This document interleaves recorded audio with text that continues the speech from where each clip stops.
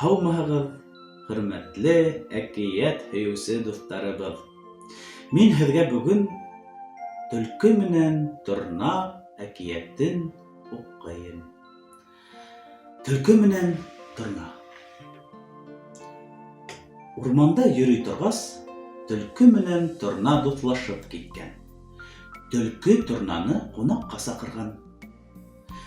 Бутҡа бешергән дә, таҡтаға һалып, юҡҡа ғына иттереп һалап ҡуйған да торнаға: «Аша, аша, дуҫым», тейгән. Ә торна бахыр суҡыштары менән таҡтаны туҡылдатып суҡып ҡараһа ла, бер ни ҙә эләктерә алмаған. Ә шул арала төлкө бутҡаны ялап та ҡуйған. Торна төлкөнө үҙенә ҡунаҡҡа саҡырып ҡайтҡан.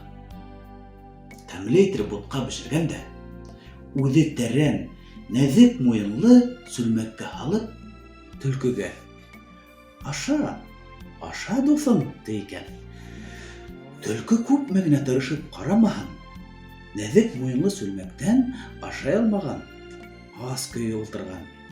Ә торна үҙе башын сүлмәккә тығып ебәрә лә, тығына икән.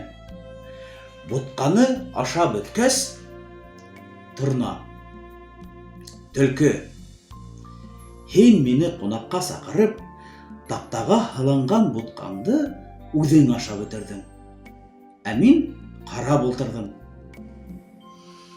Мин дә һине шулай һыйламаҡсы булдым.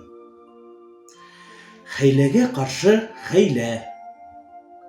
Ашҡа аш менән, ташҡа таш менән булһын», тигән.